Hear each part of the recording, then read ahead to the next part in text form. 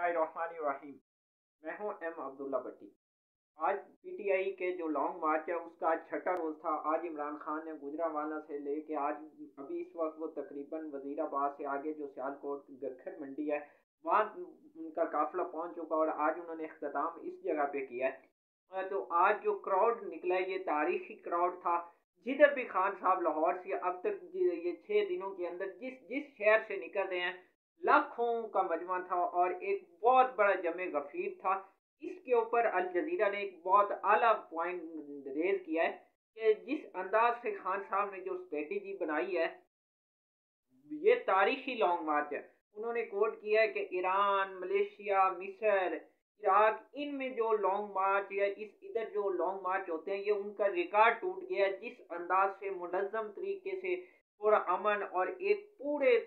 कानूनी अंदाज से एक अवामी रद्द अमल और अवाम का जो समंदर है और खान साहब की जो स्ट्रेटेजी है वो उनको अल जजीरा इंटरनेशनल मीडिया उसको इंतहाई पुरअमन और एक अच्छे अंदाज से दिखा रहा है। लेकिन अनफॉर्चुनेटली हमारा चूंकि मीडिया एक पिट्ठू बन चुका है, एक चाबी वाला खिलौना बन चुका है जिसको जिस अंदाज से घुमाया जा रहा है वो उसी अंदाज से घूम रहा है। वो जिस अंदाज से उसके मुंह में पैसे ठोंके जा रहे हैं, पैसे धौंसे जा रहे हैं, वो उसी अंदाज से घुमाया जा रहा है अनफॉर्चुनेटली। अब चूंकि ये जो हमारे न्यूज़ चैनल हैं उनमें से कुछ ऐसे हैं जो पॉलिटिशियन उसको ओन करते हैं उन चैनल को, मिसाल के तौर पे समय अब उसको ऑन कर रहे हैं अब्दुल अलीम खान साहब। अब ये देखे कि जब समा क्या दिखाएगा अब क्या और अब्दुल अलीम खान इस वक्त पीटीआई के अगेंस्ट है। क्या समा दिखाएगा या हकीकी अंदाज से सही वाला ईमानदारी से गैर जानिबदार जो अवाम का समंदर है वो तो वही दिखाएगा जिसमें उनको उनका ऑनर को और उनकी जो पीडीएम को थोड़ा सा बेनिफिट मिले। अब यहाँ से अंदाजा लगाएं दुनिया का मीडिया अल जजीरा किस अंदाज से इमरान खान को कोट कर रहा है और वो किस अंदाज से इमरान खान की पजीराई कर रहा है और वो कह रहा है कि इमरान खान का जो लॉन्ग मार्च है वो तारीखी नोयत का था। वो तारीखी नोयत का था कि उसके अंदर है एक पूरा जो मुनज़्ज़म तरीके से और जो तारीख यानी वो दुनिया के साथ उसको कंपेयर कर रहा है और दुनिया के जो अभी तक लॉन्ग मार्च है उसमें से खान साहब का जो लॉन्ग मार्च है उसको वो प्रायोरिटी दे रहा है इंटरनेशनल मीडिया। यहाँ से अंदाजा लगाएं कि मार्च की कैफियत क्या है। और दूसरा जो आज आम पॉइंट है वो ये है कि पीटीआई ने चूंकि इस्लामाबाद इंतजामिया से जलसे की इजाज़त मांगी थी एच9 के अंदर लेकिन उन्होंने नहीं दी जिसके ऊपर इस्लामाबाद हाई कोर्ट वो चले गए थे। आज इस्लामाबाद हाई कोर्ट के आमिर फरूक जस्टिस आमिर फरूक की सरबराही में इस केस की जो एप्लीकेशन पीटीआई के अली नवाज अमान ने दायर की थी उसके ऊपर उन्होंने आज समाअत किया जिसको ऊपर आमिर फरूक ने आईजी इस्लामाबाद और जो बाकी इंतजामिया उनसे कल तक जवाब तलब कर लिया कि इस पे क्यों नहीं दी जा रही उस इजाजतनामा क्यों नहीं दिया जा रहा। तो दूसरा पीटीआई ने इसके साथ ये भी एप्लीकेशन दायर कर रखी हुई थी कि हमारे जो वर्कर है उनको हरास किया जा रहा है, उनको हरासा किया जा रहा है जो इस्लामाबाद के अंदर इस किस्म की जो इंतजामिया उनको हरासा कर रही है। तो ये दोनों जो दरखास्तें इनके ऊपर अब कल जो आईजी है उनको तलब कर लिया गया, इस्लामाबाद इंतजामिया को भी तलब कर लिया गया। तो अभी देखो कि इसके ऊपर कल फिर इस्लामाबाद हाई कोर्ट क्या इजाज़त देती है जो कि लगता है कि पीटीआई को इजाज़त मिल जाएगी। दूसरा एक और जो अहम पॉइंट है वो ये है कि पीटीआई ने रेफरेंस दायर कर दिया है आसिफ जरदारी के खिलाफ उसकी डिस्क्वालिफिकेशन के खिलाफ और ये रेफरेंस दायर किया था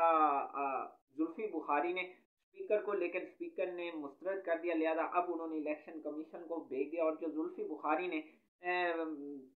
रेफरेंस दायर किया था वो 62-63 के तहत नाअहली का था। क्योंकि अब इनका अपना वो बैठा हुआ था राजा परवेज अशरफ वो पीपी का याद रेडी तो वो उसने करना ही नहीं था। तो लिहाजा अब इन्होंने मतलब उसका अगला जो प्रोसीजर है उसको अडॉप्ट करने का ऐलान किया। दूसरा इमरान खान ने चूंकि इलेक्शन कमीशन भी एक जानिबदार हो चुका है और इसमें कोई शक भी नहीं है जिस अंदाज से वो फैसले कर रहा है इसमें अब मेरे ख्याल में कोई दोबारा बताने वाली ज़रूरत नहीं। जिस अंदाज से तोशा खाना पे फॉरेन फंडिंग पे इस्लामाबाद हाई कोर्ट के ऑर्डर के बावजूद पीटीआई को वो सुनी जा रहा है और जो पीटीआई के खिलाफ होती हैं उसको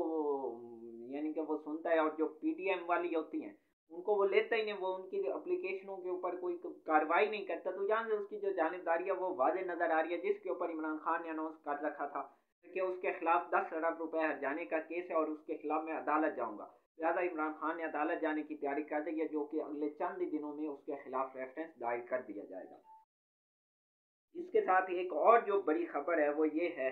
कि इस्लामाबाद एयरपोर्ट पे दो जहाज तैयार खड़े हैं। ये कंफर्म खबर है, दो जहाज तैयार खड़े हैं, चार्टर ये तैयारे हैं कि अगर ये श्रीलंका वाला स्टाइल यहाँ क्रिएट हो जाता है, पीटीआई का जो लॉन्ग मार्च जिस अंदाज से आ रहा है, जो मोमेंटम बनता आ रहा है, क्योंकि पीटीआई ने पूरे हर पे पीटीआई के लोगों को तोड़ने की बातें की, उनको कोशिश भी की, ये नहीं कि नहीं की, लेकिन उसके रद्द-ए-अमल में पीटीआई ने भी अपना प्लान क्रिएट कर लिया था। पंजाब हुकूमत, चूँकि पीडीएम का मिशन था कि पंजाब हुकूमत किसी से तरह से पीटीआई से हासिल की जाए और फिर वही 25 मई वाला स्टाइल अपनाया जाए, लेकिन इस दफ़ा उनकी ये स्ट्रेटेजी फ्लॉप हो गई और उसके लिए वो खुरम लगा रही और इस टाइप के दो चार लोगों को वो लेके आए। लेकिन जब उन्होंने देखा कि ये मोमेंटम ऐसा है कि हमारी तो ये वक्ती तौर पे तो हमें चंद टके मिल जाएंगे, लेकिन हमारी सियासत डूब जाएगी, लिहाजा उन्होंने फिर उसके ऊपर उन्होंने यू टर्न ले लिया और वो वापस उन्होंने पीडीएम की जो मराहत हैं, चूंकि इस हवाले से आपको पता है जरदारी साहब बहुत बड़े गेमर हैं, उनको सिंध के लोग तो वहाँ भूख से मर जाएं, अफलास से मर जाएं, कोई फिक्र नहीं, उनको अपनी फिक्र है। और लोग खरीदने के लिए तो वो आपको पता है मंडी लगाने के लिए वो माहिर हैं, वो उनको पता है, वो बहुत आला व्यापारी हैं, उनको पता है कि किस जानवर लोगों का किस अंदाज से उनको खरीदना है। तो लेकिन उनका ये प्लान फ्लॉप हो गया, लिहाजा अब उनको लग रहा है कि अगर ये जो क्राउड आ रहा है जिस अंदाज से चार्ज है, अगर ये इस्लामाबाद पहुंच गया तो अगर श्रीलंका वाला स्टाइल बनता है तो भागने का जो उन्होंने अपना प्लान बना रखा है, उनमें से एक जो जहाज है वो दुबई के लिए, तो एक जहाज जो वो दुबई का रुख करेगा, दूसरे की अभी कंफर्मेशन नहीं है कि वो किधर का रुख करेगा। और इन्होंने कोशिश भी किया कि किसी तरह आर्मी और पीटीआई को आमने सामने ला के कोई मार्शल लॉ वाली सिचुएशन भी क्रिएट करने की कोशिश की है, लेकिन वो अफवाज पाकिस्तान की जानिब से उसके ऊपर वाज़ेह आ गया है कि उन्होंने अभी इसके ऊपर कोई किरदार अदा न करनी है, मार्शल लॉ के हवाले से जो खबरें हैं वो बेबुनियाद करार दे दी हैं। तो इसके साथ अभी जो ये वाला माशाल्लाह से लाओ लश्कर गया हुआ है चाइना, इसके ऊपर मैं आपसे चाहते कि ये ज़रा लश्कर देखें और इसके अंदर लोग देखें कि किस टाइप के हैं जो ये जा रहे हैं, और इन्होंने वहाँ कौन से तुरा फाद हुसैन ने कौन सा वहाँ तीर मारना है, मरियम औरंगजेब जा रही, फाद हुसैन अलग जा रहे हैं, जैसे कुछ पता नहीं वहाँ इन्होंने कोई ऐसी शूटिंग करनी है, पता नहीं कौन से मुआहदे कि वो मरियम मिस हो तो फाद कर ले या फाद करे तो मरियम कर ले, मतलब इस अंदाज से इस टाइप के इन्होंने लोगों के जरा वो वीडियोस देखे, आपने शायद देखी भी हो, जिस अंदाज से ये लाव लश्कर लेके गए हैं, वो चाइना वाले भी हैरान हो जाएंगे कि पूरा ये वो कहते हैं ना जैसे इमरान के पूरा ये टबर ही है, पूरा टबर ही करप्ट लोगों का वहां पहुंच गया है। और ये वहां जाके पता नहीं इन्होंने कौन से तुरम खान ये तीर मारने हैं, जो वो लग पता जाएगा। और तीर जो आपको बता देता हूँ वो मारने क्या है, वजीर खजाना के बकौल है कि अभी तक 58 मीटिंग यानी 58 मीटिंग ये आईएमएफ के साथ यूएस के अंदर कर चुका है, यानी अमेरिका के अंदर, जिसमें से वो ये कह रहे हैं 600 अरब रुपए के वो टैक्स लगाने की बात कर रहे हैं, और अगले माह ये दोबारा फिर इनके मुज़ाकरात होने हैं जो कि वो टैक्स बढ़ाने की बात कर रहे हैं। और उन्होंने ये भी कहा है कि 50 रुपए फी लीटर पेट्रोल के ऊपर जो लीवी है उसको भी बढ़ाया जाए, हत्या कि इस दफ़ा आवाम को रिलीफ मिल सकता था पेट्रोलियम मसनूआत की कीमतों में, चूंकि आलमी मार्केट के अंदर कीमतें कम हुई थी, लेकिन चूंकि ये इम्पोर्टेड हुकूमत है, इनके ज़रा नवाज शरीफ के वो जो हामिद मीर साहब को इन्होंने इंटरव्यू दिए थे, चाहे बिलावल ने चाहे शबाज शरीफ ने, इन दोनों को ज़रा देखो, दोनों के अंदर ये कहा था कि ये वाला जो मुआहदा है, जब उससे सवाल किया था आईएमएफ के साथ मुआहदा किस तरह से करें, वो कह रहे थे जो पीटीआई ने किया वो बर्बाद है, बिल्कुल फ्लॉप है, लिहाजा हम अपना मुआहदा करेंगे, और इनका मुआहदा ज़रा देख लो किस अंदाज का। और पीटीआई ने जो मुआहदा किया था ज़रा उसके भी हकायक को मद्देनजर रख लो, और आलमी इदारे जो मोटेज ब्लूमबर्ग जितने भी आलमी इदारे हैं, इकोनॉमिस्ट, उनकी जो रिपोर्ट्स हैं वो देख लो, वो इनके मुंह पे तमाचे के मुतरादिफ हैं। अच्छा जी, एक और इनका ये पॉइंट सुनो कि जो इन्होंने ये किसान पैकेज दिया ना शहबाज शरीफ ने, ये एक किस्म की फिर शोबाजी की है, किसानों के साथ इन्होंने धोखा किया। ये 1800 अरब का जो इन्होंने पैकेज दिया है ना, वो मैं बता देता हूँ वो कैसे फ्लॉप है, वो क्यों झूठा है। वो इस वजह से कि एक जाने तो इन्होंने 600 अरब रुपए के जो आईएमएफ कह रहा है टैक्स लगाओ, तो अगर वो टैक्स यानी 600 तो इनके पास है नहीं, तो ये 1800 किधर से देंगे। वो भी इन्होंने जो 600 अरब रुपए पूरा करना है वो टैक्स लगा के ही करेंगे ना, वो कैसे पूरा करेंगे। भाई वो जब वो टैक्स लगाएंगे तो तभी वो 600 होगा ना, जब 600 पूरा नहीं होगा तो 1800 किधर से आएगा। लिहाजा ये भूल जाओ, ये जो किसानों को इन्होंने लालीपॉप दिया, ये सिर्फ इमरान खान चूंकि लॉन्ग मार्च कर रहा था, वो दबाव था, उस प्रेशराइज के अंदर आके जो इन्होंने आम यानी कि तबके को या किसान इत्तेहाद को इन्होंने खुश करने की जो एक नाकाम और भोंडी कोशिश की है और झूठी, आप देख लेना इसके ऊपर अभी भी किसान इत्तेहाद के जो लीडरान है वो ये कह रहे हैं कि हमने जो खाद की बोरी है वो 11,500 रुपए की अभी हमने उठाई है चंद दिन कबल। यहाँ से अंदाजा लगा लो कि किस अंदाज से ये सारा लोगों को बेवकूफ और जिस तरह की वो शोबादियाँ क्रिएट करता है, यहाँ से आप अंदाजा लगा लो। और आखिर में जो एक और पॉइंट है और वो खबर है वो ये है कि असद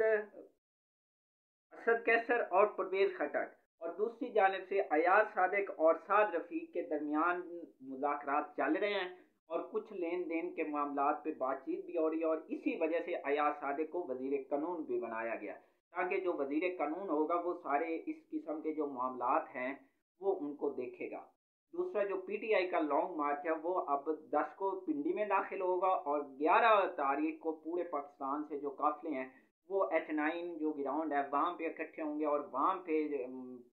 जलसा होगा और इमरान खान आगे का लाए अमल बताएंगे। और इमरान खान ये भी कह रहे हैं कि मैं अगले 10 माह के लिए भी तैयार हूँ, मैं पूरे स्ट्रेटेजी बना के रखी है और जब मैं इस्लामाबाद पहुंचूंगा तो मैं अपनी अगली जो स्ट्रेटेजी है वो अनाउंस करूंगा। तो दूसरी जानिब जो इन्होंने यहाँ कंटेनर इधर तो मैं कहता हूँ कंटेनरों का इन्होंने जुम्मा बाजार लगा हुआ है माशाल्लाह से। आप देखो हर जानिब कंटेनर ही कंटेनर, वो बेचारे खुद परेशान हैं।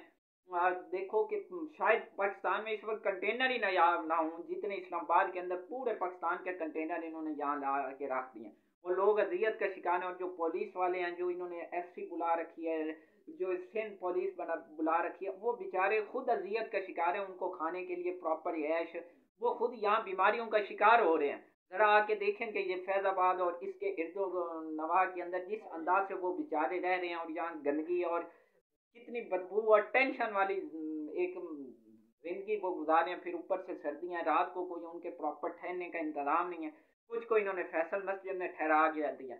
इनके पास बाकायदा कोई सेटअप है ही नहीं इन लोगों को ठहराने का। और लेकिन 41 करोड़ रुपए इन्होंने खर्च कर दिया इस गरीब कौम का इस प्रोटेक्शन के लिए। भाई अवाम है ना, उनका राइट है, जमहूरियत के अंदर ये चीज़ होती है, लेकिन इन्होंने अपनी अना की खातिर वो बजाय सलाम मुतासरीन की मदद करने का वो इन्होंने इस अंदाज से टैकल करने के लिए खर्च कर दिए। तो ये चांदे का हम पॉइंट थे जो आप तक पहुंचाए। और आखिर में आपको बल्कि एक और ख़बर देता जाऊँ चलूँ कि अरशद शरीफ साहब की जो वालदा हैं उन्होंने आज सुप्रीम कोर्ट ऑफ पाकिस्तान के अंदर अप्लीकेशन दायर कर दी है एक गैर जानेदार और UN के तहत एक आज़ादाना कमीशन बनाने के लिए। अरशद शरीफ साहब की जो शहीद हुए हैं उनकी शहादत के ऊपर जो हकायक है उसके लिए उन्होंने सुप्रीम कोर्ट के अंदर एक अप्लीकेशन दायर कर दी है कि इसके ऊपर आप किरदार अदा करें। जो हुकूमत वाले हैं उनके ऊपर हमें कोई इतबार नहीं है और इसके अंदर जो कमीशन बने उसके अंदर UN के नुमाइंदे भी शामिल हो। तो ये चंद एक अहम पॉइंट्स थे। और आखिर में आप प्लीज़ चैनल सब्सक्राइब कर लें और बेल आइकॉन पे क्लिक करें ताकि आने वाली वीडियो आप तक बर वक्त पहुँच सके। शुक्रिया।